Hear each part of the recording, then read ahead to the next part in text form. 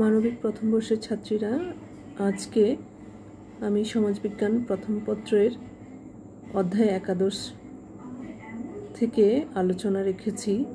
অধ্যায় একাদশের শিরোনাম হচ্ছে সামাজিক পরিবর্তন। সামাজিক পরিবর্তনের আজকে যে বিষয়গুলো আলোচনায় রেখেছি: সামাজিক পরিবর্তনের ধারণা, সামাজিক পরিবর্তনের বৈশিষ্ট্য এবং সামাজিক পরিবর্তনের কারণ। তাহলে প্রথমে আসো আমরা সামাজিক পরিবর্তনের ধারণা অর্থাৎ সামাজিক পরিবর্তনটা কি সেটা সম্পর্কে আমরা কিছু ধারণা নেওয়ার চেষ্টা করব। তোমরা লক্ষ্য করো, স্ক্রিনে দেখা যাচ্ছে যে সামাজিক পরিবর্তনের সাধারণ অর্থে কি বোঝানো হয়। তো সামাজিক পরিবর্তনের আগে আমরা যেটা বলার চেষ্টা করব, পরিবর্তনটা কি। সাধারণ অর্থে পুরনো এবং ঐতিহ্যবাহী অবস্থা থেকে ব্যতিক্রম কোনো অবস্থায় উপনীত হওয়াকে পরিবর্তন বলে। এবার আসো, সামাজিক পরিবর্তন বলতে আমরা সাধারণত কি বুঝি। সামাজিক পরিবর্তন বলতে সাধারণত সামাজিক কাঠামোর রূপান্তরকে বোঝায়। এর রূপান্তর কখনো স্থায়ী আবার কখনো অস্থায়ী হয়ে থাকে। অনেকে আবার সামাজিক পরিবর্তনকে সাংস্কৃতিক পরিবর্তনের দৃষ্টিতে ব্যাখ্যা করেছেন, অর্থাৎ আচার ব্যবহার, রীতিনীতি, মূল্যবোধের পরিবর্তনকেও সামাজিক পরিবর্তন বলা হয়। প্রথমে যেটা বলা হয়েছে যে সামাজিক কাঠামো রূপান্তরকে, মানে সমাজের যাবতীয় যত কিছু আছে সব কিছু কিন্তু সামাজিক কাঠামোর অন্তর্ভুক্ত।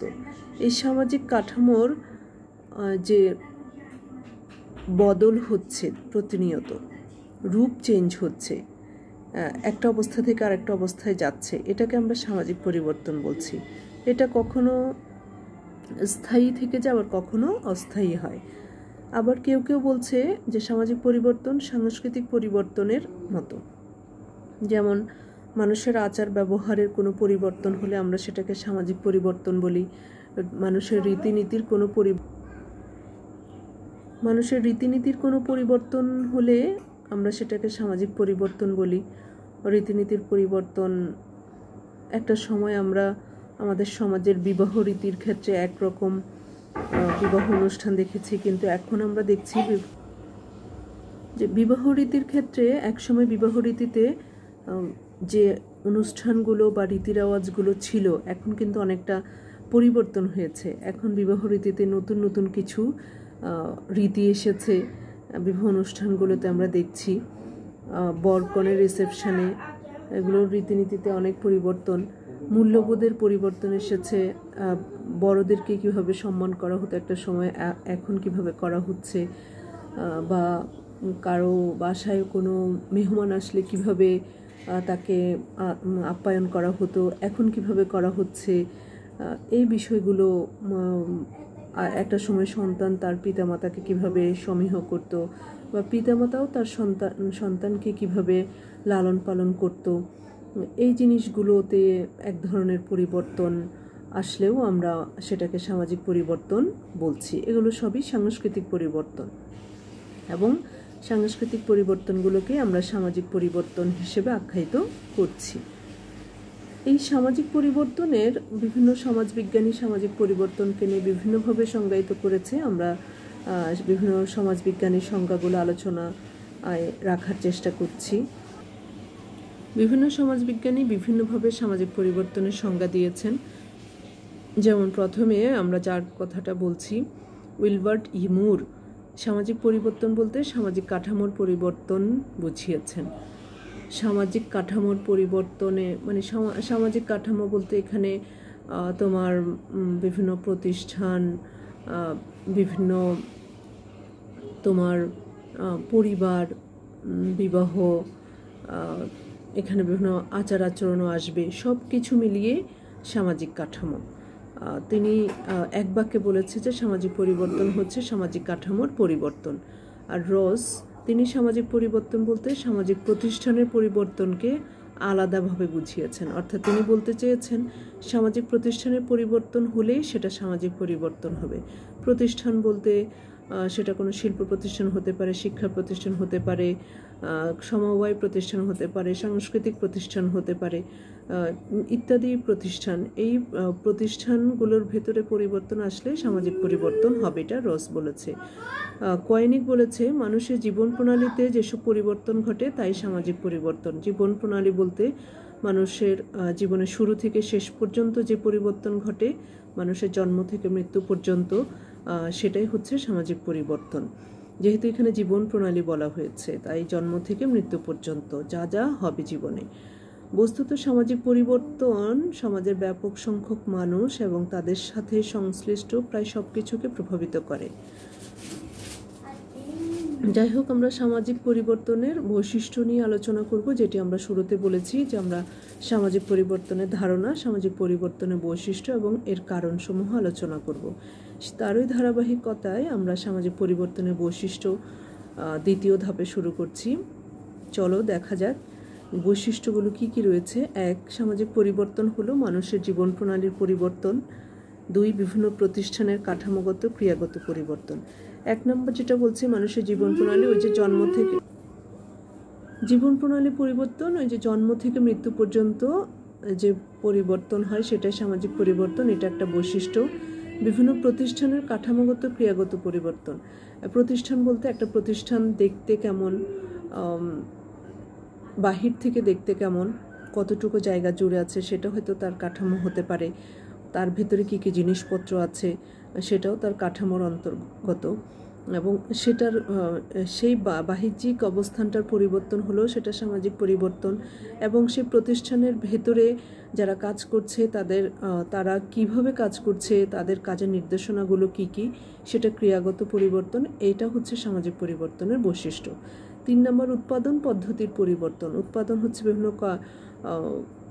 বিভিন্ন প্রতিষ্ঠান, মানে শিল্প কারখানাগুলোতে বা ফ্যাক্টরি বলতে পারো, এসব জায়গায় যে পরিবর্তন সেটাকেও আমরা সামাজিক পরিবর্তন বলি। কারণ একটা প্রতিষ্ঠানে যে শ্রমিকরা কাজ করছে, সেই শ্রমিকরা মানে উৎপাদন পদ্ধতিতে যারা আছে সরাসরি নিয়োজিত শ্রমিক যারা কাজ করছে এবং শ্রমিকদেরকে যারা পরিচালনা করছে মালিক পক্ষ, তাদের মাঝে যে পরিবর্তনটা হবে সেই পরিবর্তন সমাজের উপরে প্রভাব ফেলছে। এর জন্য বলছে এটা একটা উৎপাদন পদ্ধতির পরিবর্তন, একটা সামাজিক পরিবর্তনের বৈশিষ্ট্য।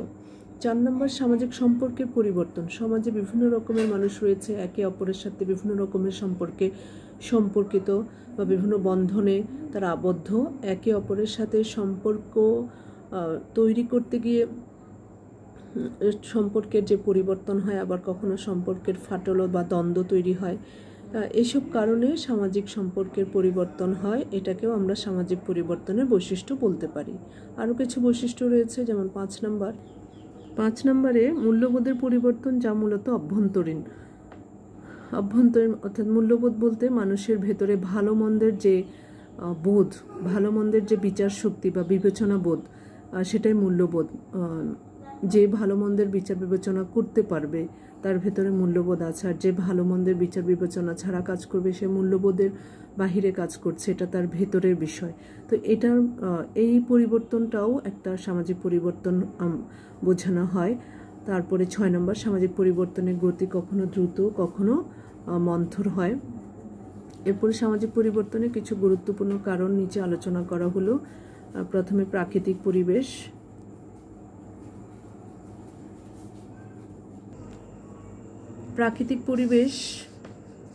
প্রাকৃতিক পরিবেশের কোনো পরিবর্তন হলে সেটা কিভাবে সামাজিক পরিবর্তন, আমরা সেটা জানার চেষ্টা করছি। তাহলে আসো, প্রাকৃতিক পরিবেশ কি পরিবর্তন হয়। যেমন আমরা যেটা জানি যে অনুকূল প্রাকৃতিক পরিবেশে সভ্যতা বিকশিত হয়েছে এবং সেখানে আবহাওয়া জলবায়ু পরিবর্তন হয়েছে। যেমন যদি কোনো প্রাকৃতিক পরিবেশ মানুষের অনুকূলে থাকে সেখানকার পরিবর্তনটা আমরা ভালো বলি, আর যদি অনুকূলে না থাকে তাহলে সেটার পরিবর্তনকে আমরা বলে থাকি যে এটা বিপর্যয় ডেকে আনতে পারে। যেমন কোনো নদী যদি শুকিয়ে যায় তাহলে মৎস্যজীবী সম্প্রদায় বা কৃষকদের বা কৃষি পেশার খুবই সমস্যা প্রভাব ফেলে কৃষি পেশার উপরে। অর্থাৎ কোথাও যদি নদী শুকিয়ে যায়, নদীতে চর আসে, তখন সেখানে যারা সেই নদীতে যারা জেলে সম্প্রদায়রা তোমার মাছ ধরতো, মানে জেলে সম্প্রদায়দের পেশায় হচ্ছে মাছ ধরা। এখন যেই নদীর উপরে তাদের পেশাটা নির্ভরশীল ছিল, সেই নদী যদি শুকিয়ে যায়, অর্থাৎ যদি চর জেগে উঠে, তখন তো তারা আর তাদের সেই মৎস্য পেশায় থাকতে পারে না। তখন তারা কি করে, তখন তারা সেই চরের উপরে তারা কৃষি পেশার দিকে ঝুঁকে পড়ে। তাহলে এটা এক ধরনের সামাজিক পরিবর্তন। কেন হয়েছে এটা? ভৌগোলিক পরিবেশের কারণে। ভৌগোলিক পরিবেশটা কি ছিল? নদীর পানি শুকিয়ে যাওয়াতে তোমার যারা মৎস্যজীবী ছিল তারা কৃষিজীবীতে এসেছে, তাদের পেশা পরিবর্তন করেছে। এটা একটা সামাজিক পরিবর্তন। তারপরে 2 নম্বর, মানে সামাজিক পরিবর্তনটাও কারণ হয়েছে প্রাকৃতিক পরিবেশের কারণে। তারপরে 2 নম্বর যেটা আমরা দেখছি যে তোমার জৈবিক কারণ। জৈবিক কারণটা কি? জৈবিক কারণ হচ্ছে যে জৈবিক কারণের কারণে কিভাবে সামাজিক পরিবর্তন হয়। আমরা অনেক সময় জানি যে নৃগোষ্ঠীর প্রভাবকেও সমাজে সভ্যতার বিকাশের কারণ বলে মেনে নেওয়া যায়, কেননা উৎকৃষ্ট নৃগোষ্ঠীরা সমাজ পরিবর্তনে গুরুত্বপূর্ণ ভূমিকা রাখে। এখন এটা কি জৈবিক কারণ? জৈবিক কারণের একটা মাত্র দিক, যে নৃগোষ্ঠীগত দিকটা। যারা উৎকৃষ্ট নৃগোষ্ঠী তারা সমাজ পরিবর্তনে গুরুত্বপূর্ণ ভূমিকা রাখে, আর যারা নিকৃষ্ট নৃগোষ্ঠী তারা সমাজ পরিবর্তনে গুরুত্বপূর্ণ ভূমিকা রাখছে না। জৈবিক কারণের আরও কিছু ব্যাখ্যা দেওয়া যায়, যেমন জৈব প্রক্রিয়ায় জনসংখ্যার আকার, গড়ন এবং বংশ পরম্পরায় দৈহিক বৈশিষ্ট্য গুণাবলী নির্ধারণ করে। আমাদের মানবদেহের যে বৈশিষ্ট্যগুলো, এক একজন মানুষ এক এক রকম হচ্ছে, এটা জৈবিক ধারায় হচ্ছে। জনসংখ্যার যে আকার বাড়ছে, এটাও জৈবিক ধারায় হচ্ছে। জনসংখ্যার গড়ন চেঞ্জ হচ্ছে, এটাও জৈবিক ধারায় হচ্ছে। তো এই জৈবিক কারণের ফলে বিভিন্ন নরগোষ্ঠী অর্থাৎ বিভিন্ন মানব গোষ্ঠীর মাঝে সংমিশ্রণ ঘটছে, এবং এই সংমিশ্রণে নতুন প্রজন্ম আসছে, এবং এই নতুন প্রজন্ম নতুনভাবে সমাজকে পরিবর্তন করছে। সেজন্য বলা হচ্ছে যে সামাজিক পরিবর্তনের একটি অন্যতম কারণ হচ্ছে জৈবিক কারণ। 3 নম্বর, শিক্ষা। শিক্ষা সামাজিক পরিবর্তনের একটা অন্যতম কারণ, আমরা সেটা অবশ্যই বলতে পারি। শিক্ষা সামাজিকীকরণের প্রধান মাধ্যম, আমরা সেটা জানি। সামাজিকীকরণ হচ্ছে জন্ম থেকে মৃত্যুর আগ পর্যন্ত মানুষ যা যা শিখছে সেটাকে সামাজিকীকরণ বলা হয়। সেজন্য শিক্ষা সামাজিকীকরণের প্রধান মাধ্যম। শিক্ষা একটা সমাজের সংস্কৃতিকে নতুনভাবে ঢেলে সাজাতে পারে। ব্রিটিশদের আগমনের পর ভারতবর্ষের জনগণ ইংরেজি শিক্ষায় শিক্ষিত হয়ে সামাজিক পরিবর্তনে গুরুত্বপূর্ণ ভূমিকা রাখে, যা আগে ভারতবাসী অনেকটাই করতে পারেনি ইংরেজি শিক্ষার অভাবের কারণে। এবং এই যে শিক্ষার ফলে তোমার ভারতবর্ষের জনগণ ইংরেজি শিক্ষায় শিক্ষিত হয়েছে এবং তারা সমাজ পরিবর্তনে গুরুত্বপূর্ণ ভূমিকা রাখতে পেরেছে। তাহলে আমরা বলতে পারি যে শিক্ষার ফলে শুধু ভারতবর্ষ না, পৃথিবীর বিভিন্ন দেশেই শিক্ষার ফলে সামাজিক পরিবর্তন হয়েছে। উন্নত যোগাযোগ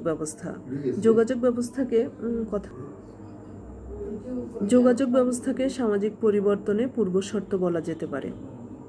যোগাযোগ ব্যবস্থা যত উন্নত হয়েছে, সামাজিক পরিবর্তনও তত দ্রুততর হয়েছে।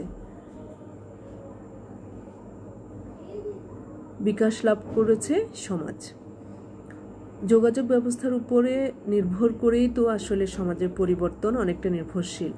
যেমন যে অঞ্চলগুলো নদী বিধৌত, সেই অঞ্চলগুলোতে আমরা সাধারণত জানি খুব একটা শিল্প কারখানা গড়ে ওঠে না। সেই শিল্প কারখানা বা সেখানে শিল্প কারখানা গড়ে না ওঠার কারণে বিভিন্ন মানুষ সেখানে বেকার বসে থাকে অথবা চাষাবাদের উপর নির্ভরশীল হয়ে থাকে। সেখানে দারিদ্রতাও অনেক বেশি থাকে। তো এই কারণে সেই অঞ্চলগুলোতে সামাজিক পরিবর্তন খুব একটা লক্ষ্য করা যায় না। কিন্তু যে অঞ্চলগুলোতে যোগাযোগ ব্যবস্থা ভালো, অর্থাৎ খুব দ্রুত এক জায়গা থেকে আরেক জায়গায় যোগাযোগ করা সম্ভব হচ্ছে, সেই অঞ্চলগুলো কিন্তু অনেকটা এগিয়ে যায়। সেটা নিজের দেশীয় কোনো অঞ্চলের হতে পারে বা নিজের দেশ ছাড়িয়ে অন্য দেশের সাথেও যদি যোগাযোগের সুব্যবস্থা থাকে, সেটার কারণেও অনেক সময় দেখা যায় সামাজিক পরিবর্তন সম্ভব হয়। যেমন আমাদের দেশের সাথে যদি বাহিরের কোনো দেশের খুব দ্রুত আমরা যোগাযোগ করতে পারি, তাহলে সেই দেশের যে কোনো সেই দেশ থেকে যে কোনো জিনিস আমরা খুব দ্রুত নিয়ে আসতে পারি, এবং সেই জিনিস বা পণ্য বলি যে কোনো জিনিস হতে পারে, সেটা দিয়ে আমাদের পরিবর্তন খুব দ্রুত আসতে পারে। যেমন আমরা বিভিন্ন প্রযুক্তিগত জিনিস বলতে পারি, আমরা বাহিরের দেশ থেকে খুব দ্রুত নিয়ে এসে আমাদের প্রযুক্তিগত উন্নয়ন করছি এবং তার ফলে আমাদের খুব দ্রুত আমরা যোগাযোগ করতে পারছি। যেমন প্রযুক্তিগত আমাদের মোবাইল ফোন আছে, আমাদের বিভিন্ন যেটাকে বলা হয় আমাদের বিভিন্ন মানে আমরা যে বিভিন্ন একে অপরের সাথে যোগাযোগ করছি, যেমন ওয়াইফাই কানেকশন আছে, আমরা বাসায় বসে সার্বক্ষণিক একে অপরের সাথে যোগাযোগ করতে পারছি এই কানেকশনের মাধ্যমে। যদি এই জিনিসটা আমাদের না হতো, এটার মাধ্যমেও কিন্তু আমরা উন্নত যোগাযোগে পৌঁছে গিয়েছি। নিজের দেশে বসেও একে অপরের সাথে যোগাযোগ করছি, নিজের অঞ্চলের ভেতরেও, এবং নিজের অঞ্চল ছাড়িয়েও আমরা বাহিরের অঞ্চলেও আমরা যোগাযোগ রক্ষা করতে পারছি। যত দূরের দেশ হোক না কেন, আমরা কিন্তু উন্নত যোগাযোগ ব্যবস্থার কারণে, উন্নত যোগাযোগ বলতে শুধুমাত্র রাস্তাঘাটকে বোঝাবে তা না। আমি যে এক্সাম্পলটা দিচ্ছি, আমরা প্রযুক্তিগত যে যোগাযোগ, আমরা এটাকেও উন্নত যোগাযোগ বলতে পারছি। এক্সাম্পল হিসেবে এটা অবশ্যই বলা যায়। তাহলে এই যোগাযোগের উন্নত যোগাযোগ ব্যবস্থার কারণেও কিন্তু আমাদের সমাজে পরিবর্তন হচ্ছে। যেমন আমরা খুব দ্রুত আজকাল একটা জায়গায় একটা ঘটনা ঘটছে, খুব দ্রুত এটা আমরা ভাইরাল করে দিতে পারছি, এবং যত দ্রুত এটা ছড়িয়ে যাচ্ছে তত দ্রুত এটার ব্যাপারে তদন্ত হতে পারে বা এটার ব্যাপারে আইনগত ব্যবস্থা নেওয়া যেতে পারে, বা প্রশাসন তার নজরদারি খুব দ্রুত করতে পারে, বা প্রশাসনের নজরদারি খুব যেটা আগে নজরদারি নাও থাকতে পারে সেটা খুব দ্রুত নজরদারি এসে যেতে পারে। যত দ্রুত একটা ঘটনা আরেকটা মানুষের কাছে পৌঁছে যেতে পারে, বা এক জায়গা থেকে আরেকটা জায়গায় পৌঁছে যেতে পারে উন্নত যোগাযোগ ব্যবস্থার কারণে। যেমন কোথাও হয়তো বা কোনো নারী ধর্ষণ হলো, শিশু পাচার হলো, শিশু ধর্ষণ হলো, অথবা কোনো মূল্যবোধ বিবর্জিত কাজ হলো, এগুলো খুব দ্রুত কিন্তু আজকাল আমরা দেখছি বিভিন্ন অনলাইন মিডিয়াতে চলে যাচ্ছে খুব দ্রুত। এটা একটা উন্নত যোগাযোগ ব্যবস্থা, এবং এটার ফলে কিন্তু খুব দ্রুত আমাদের বিচার ব্যবস্থা কাজ করতে পারছে, আমাদের পুলিশ প্রশাসন খুব দ্রুত স্টেপ নিতে পারছে, বিভিন্ন প্রমাণ বা দলিল থেকে যাচ্ছে এসবের মাধ্যমে। এরপরে আসো 5 নাম্বার, ধর্মীয় কারণ। ধর্মীয় কারণ হিসেবে আমরা যেটা বলতে পারি, ধর্মকে কেন্দ্র করে কোনো এলাকার মসজিদ, মন্দির, গির্জা প্রভৃতি স্থাপিত হয় এবং উক্ত এলাকায় ব্যাপক সামাজিক, যেমন একটা এক্সাম্পল দেওয়া যেতে পারে, যদি মসজিদ দিয়ে এক্সাম্পল দেওয়া যায়, মসজিদে তোমার শুক্রবারে জুমার নামাজের আগে যে খুতবা পাঠ করা হয়, এবং খুতবা পাঠের সময় যখন যিনি খুতবা পাঠ করেন ইমাম সাহেব, তিনি সেখানে কিছু সমাজের দোষ ত্রুটির কথা তুলে ধরেন, সমাজে মূল্যবোধ বিবর্জিত কাজের কথা তুলে ধরেন, মানুষ বিপদগামী হয়েছে, সে বিপদগামী হওয়ার কথা তুলে ধরতে পারে, বিপদগামী হলে কি শাস্তি হতে পারে সে বিষয়গুলো তুলে ধরতে পারে, কিভাবে সুপথে চলা যায়, পুণ্যের পথে চলা যায়, পাপের পথ থেকে কিভাবে ফিরে আসা যায়, পাপের পথে চললে কি হতে পারে, এই বিষয়গুলো কিন্তু শুক্রবারে জুমার নামাজের আগে যে খুতবা পাঠ করা হয় ইমাম সাহেব, সেখানে কিন্তু তিনি বিভিন্ন বিষয় নিয়ে ব্যাখ্যা দিয়ে থাকে, বিভিন্ন রোগ বালাই নিয়ে ব্যাখ্যা দিয়ে থাকে, বিভিন্ন সমাজে যে বিভিন্ন রকমের অরাজকতা হচ্ছে সেটার উপর ডিপেন্ড করে বিভিন্ন রকমের প্রচারণা করছেন সে খুতবার মধ্য দিয়ে ইমাম সাহেব। তাহলে এটার মধ্য দিয়েও দেখা যাচ্ছে যারা এই খুতবা পাঠ শুনছেন প্রত্যক্ষদর্শী বা পরোক্ষদর্শী, প্রত্যক্ষভাবে যারা শুনছে বা পরোক্ষভাবে যারা জানতে পারছে বা শুনছে, সবার মাঝে যদি কোনো পরিবর্তন আসে আমরা সেটাকে সামাজিক পরিবর্তন বলে থাকি। ঠিক তেমনি কোনো মন্দির গির্জায় যদি কোনো নিশ্চয়ই ভালো কিছু শোনানো হয়, যারা মন্দির পরিচালনাকারী আছেন, ব্রাহ্মণ আছেন, গির্জা পরিচালনায় যারা আছেন, চার্চে যারা ফাদার্স আছেন, তারাও ভালো কিছু নিশ্চয়ই প্রচার করছেন, কারণ প্রত্যেকটা ধর্মই ভালো কিছুর ইঙ্গিত দিয়ে থাকে। এটা একটা সামাজিক পরিবর্তন ডেকে আনে। এরপরে অর্থনৈতিক কারণ হিসেবে আমরা যেটা বলতে পারি, অর্থনৈতিক কারণেও সমাজে পরিবর্তন আসে, কারণ উৎপাদন ও বন্টন ব্যবস্থার পরিবর্তনের সাথে সাথে মানুষের জীবনধারা, মানুষের বিভিন্ন সম্পর্ক, বিভিন্ন প্রথা প্রতিষ্ঠান, মূল্যবোধ সব কিছুর ব্যাপক পরিবর্তন হয়। কারণ উৎপাদন ব্যবস্থায় যারা কাজ করছে, শ্রমিক মালিকের সম্পর্ক যদি ভালো হয় এবং শ্রমিক সেখানে কাজ করে যদি ভালো কিছু বোধ করে, তার জীবনধারা এবং শ্রমিক মালিকের মাঝে যে সম্পর্ক এবং সেই প্রতিষ্ঠানের কর্মকাণ্ড এবং তাদের ভিতরে যে মূল্যবোধ, সব কিছুতে এক ধরনের পরিবর্তন আসে অর্থনৈতিক কারণে। আর অর্থনৈতিক কারণ বলতে উৎপাদন ব্যবস্থাকেই কিন্তু বোঝায়, কারণ উৎপাদন ব্যবস্থার উপর ডিপেন্ড করে কিন্তু অর্থ ব্যবস্থা নির্ভর করে থাকে, যেটা কার্ল মার্কস বলেছিলেন। এরপরে 7 নম্বর রাজনৈতিক কারণ। সামাজিক পরিবর্তনের আরেকটি কারণ হচ্ছে রাজনৈতিক কারণ, কারণ রাজনৈতিক কারণের পরিবর্তনেও আমাদের সমাজের সামাজিক পরিবর্তন বয়ে আনে। সমাজের রাজনৈতিক পট পরিবর্তনের সাথে সাথে ব্যাপক সামাজিক পরিবর্তন হয়। যেমন রাজনৈতিক মতাদর্শ একটি সমাজে আন্তর্জাতিকভাবে প্রভাব এনে দেয়। রাজনীতির নির্মম পরিহাসের কারণে একটি জাতি ইতিহাসের পাতা থেকেও মুছে যেতে পারে বা নতুন কোনো জাতির আবির্ভাবও ঘটতে পারে, শুধুমাত্র রাজনীতির কারণে। রাজনৈতিক প্রেক্ষাপটের কারণে একটা দেশের ইতিহাস বদলে যেতে পারে, একটা দেশের পুরো পরিবর্তন ঘুরে আসতে পারে রাজনৈতিক পট পরিবর্তনের কারণে। সেজন্য বলা হচ্ছে যে রাজনৈতিক কারণও সামাজিক পরিবর্তনের একটি কারণ। 8 নম্বর, একটু লক্ষ্য করে এখানে অর্থনৈতিক কারণটা দুবার রিপিট হয়েছে, তোমরা একবারই পড়বে। আমরা এখন এখানকার 9 নম্বর, অর্থাৎ 9 হচ্ছে 8, আমরা সেটা দেখছি। সাংস্কৃতিক যোগাযোগ। সাংস্কৃতিক যোগাযোগ কী ধরনের সামাজিক পরিবর্তন নিয়ে আসে আমরা সেটা দেখছি। সাংস্কৃতিক যোগাযোগের ক্ষেত্রে যেটা আমরা বলতে পারি, যোগাযোগ ব্যবস্থার উন্নতির ফলে উন্নয়নকামী সমাজ যদি উন্নত শিল্পায়িত সমাজের সংস্পর্শে আসে, তবে তার প্রভাবে সমাজে কিছু পরিবর্তন দেখা দেয়।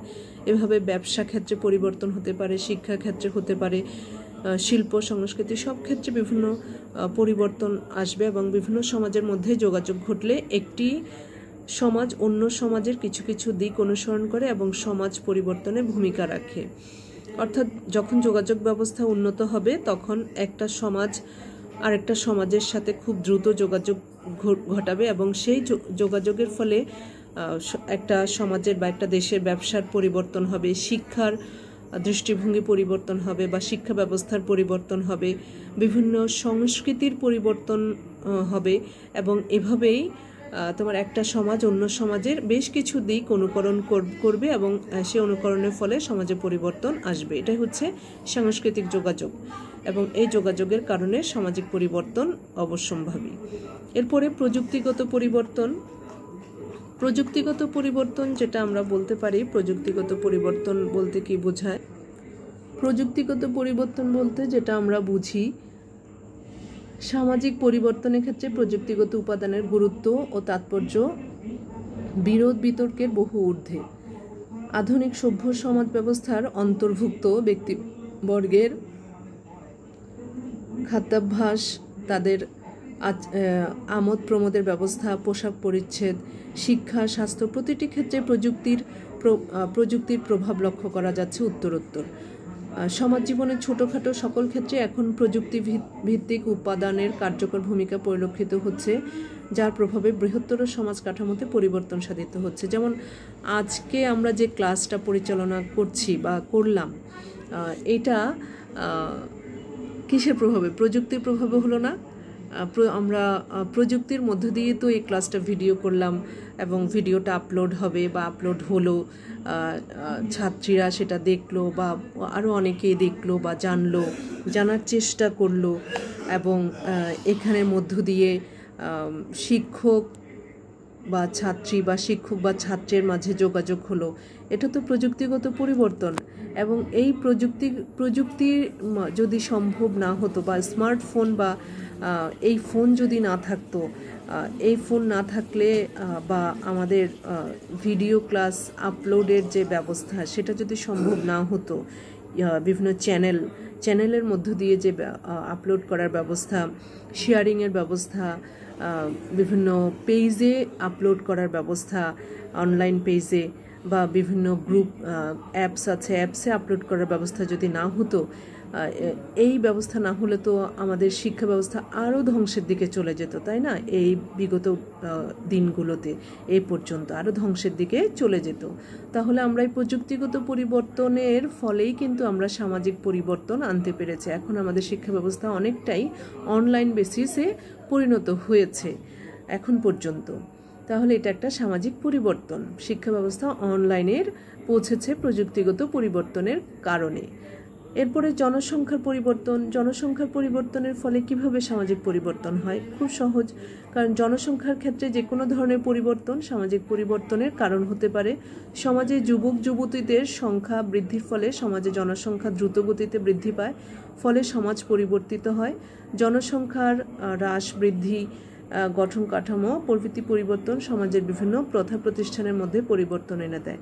অর্থাৎ জনসংখ্যার পরিবর্তন বলতে আমাদের নতুন প্রজন্মের সংখ্যা বৃদ্ধির ফলে সমাজে জনসংখ্যা দ্রুত গতিতে কাজ করছে, ফলে সমাজে পরিবর্তন হচ্ছে।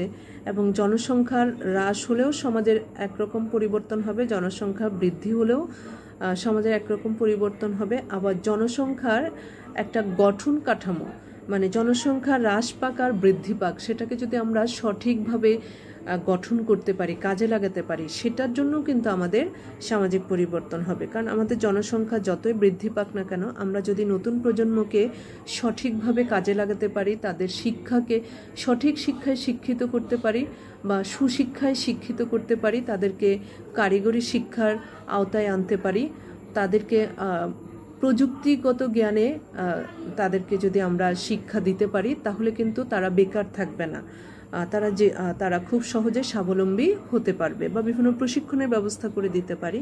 তো সেজন্য বলছে জনসংখ্যার পরিবর্তনেও কিন্তু আমাদের সমাজের একটা সামাজিক পরিবর্তনের কারণ। সর্বশেষ গণমাধ্যম ও প্রচার প্রচারণায় যেটা রয়েছে, গণমাধ্যম ও প্রচার প্রচারণা বলতে আমরা যেটা জানি যে নির্দিষ্ট কিছু বিষয়কে সামনে রেখে ব্যাপক প্রচার প্রচারণা চালানো হলে সমাজে সংশ্লিষ্ট বিষয়ে যেমন সচেতনতা সৃষ্টি হয়, তেমনি সামাজিক পরিবর্তনও অনিবার্য হয়ে পড়ে। আর এই কাজে সহায়তা করে গণমাধ্যম। যেমন সমাজের অনেক বিষয় আছে, তো অনেক বিষয় নিয়ে তো আর গণমাধ্যম কাজ করতে পারবে না, তারা নির্দিষ্ট কিছু বিষয় নিয়ে কাজ করবে, এবং যে বিষয়গুলো মানুষের জানা অতীব প্রয়োজন সে বিষয়গুলো নিয়ে গণমাধ্যম কাজ করবে, তাদের মানে তাদের শিরোনাম করবে। সেটা ইলেকট্রনিক মিডিয়া হতে পারে অথবা প্রিন্ট মিডিয়া হতে পারে। ইলেকট্রনিক মিডিয়া বলতে আবার অনলাইন মিডিয়া হতে পারে। তারা নির্দিষ্ট কিছু বিষয়কে নিয়ে কাজ করবে, যেমন সমাজে যদি খুব বেশি ত্রাস তৈরি হয়, সেই ত্রাস কেন তৈরি হয়েছে, যেমন কিশোর গ্যাং বের হয়েছে আজকাল, আমরা জানি, তোমরাও জানো কিশোর গ্যাং, আমরা ইলেকট্রনিক মিডিয়ার মাধ্যমে জানছি। কিশোর গ্যাং বাংলাদেশের বিভিন্ন জায়গায় ছড়িয়ে পড়েছে, বিশেষ করে শহর অঞ্চলগুলোতে ছড়িয়ে পড়েছে। এই কিশোর গ্যাংয়ের বিষয়টা যদি আমাদের মিডিয়াগুলো আমাদেরকে না জানাতো, আমরা আসলে অনেকে জানতাম না। কিশোর গ্যাং কিন্তু খুবই মানে বিপজ্জনক অবস্থায় পৌঁছে গিয়েছে। কিশোর গ্যাং অল্প বয়সের ছেলেরা, হয়তোবা মেয়েরাও হতে পারে, আমরা ছেলেদেরকেই দেখছি মিডিয়াতে, অল্প বয়সের ছেলেরা খুব বিপজ্জনক কিছু অপরাধমূলক কাজ করছে। যদিও তাদের বয়স যদি 18 বছরের নিচে হয়, তাহলে সেটাকে আমরা বিচ্যুতিমূলক আচরণ হিসেবে ধরতে পারবো কিনা জানি না। 18 বছরের নিচে হলে তো সেটা কিশোর অপরাধী হবে, কিশোর গ্যাং যেহেতু বলছে। তো এই জিনিসগুলো তো আমাদেরকে গণমাধ্যম জানিয়ে দিচ্ছে।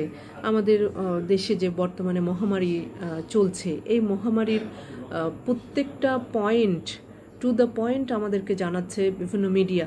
সেটা ইলেকট্রনিক মিডিয়া জানাচ্ছে, আমাদেরকে প্রিন্ট মিডিয়া জানাচ্ছে, প্রিন্ট মিডিয়া বলতে আমি পত্রিকা বোঝাচ্ছি, এবং আমাদেরকে অনলাইন মিডিয়া জানাচ্ছে, অর্থাৎ সোশ্যাল মিডিয়া জানাচ্ছে আমাদেরকে।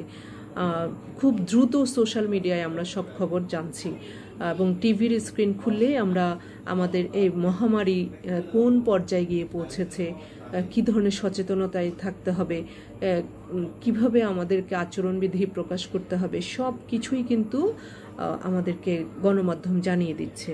তো এই জানানোর প্রেক্ষিতে কিন্তু সমাজের এক ধরনের পরিবর্তন এসেছে বা আসবে। তো এটাই ছিল আমাদের এই পর্যন্ত। এখানে কিন্তু 12টা পয়েন্ট দেখছো, আসলে 12টা না, এখানে 11টা হবে। একটা পয়েন্ট দুবার রিপিট হয়েছে, সেটা হচ্ছে অর্থনৈতিক কারণ। 6 এবং 8 দুবার রিপিট হয়েছে, অর্থনৈতিক কারণ একবার হবে। আমরা একবারই আলোচনা করেছি। তাহলে 11টা পয়েন্ট নিয়ে আমাদের সামাজিক পরিবর্তনের কারণ আলোচনা শেষ হয়েছে। তাহলে আজকে আমরা একাদশ অধ্যায়ের 3টি বিষয় আলোচনা করেছি: সামাজিক পরিবর্তনের ধারণা, বৈশিষ্ট্য এবং কারণসমূহ আলোচনা করেছি। তাহলে আমরা পরবর্তী ক্লাসে পরবর্তী যে টপিকস আছে একাদশ অধ্যায়ের, আমরা সেগুলো আলোচনা করব। আমরা কিন্তু সরকারের নির্দেশিত বা তোমাদের সিলেবাস যে সংক্ষিপ্ত সিলেবাস হয়েছে, আমরা সেখান থেকে কিন্তু আলোচনা রেখেছি ক্লাস। তোমরা সেটা ভালো করে খেয়াল করবে, আমরা সেখান থেকে আলোচনা করেছি। ঠিক আছে, আজকে আমরা এতটুকু আলোচনা রাখলাম। পরবর্তী ক্লাসে আবার কথা হবে, জানা হবে। ততদিন ভালো থাকো, সুস্থ থাকো। আল্লাহ হাফেজ।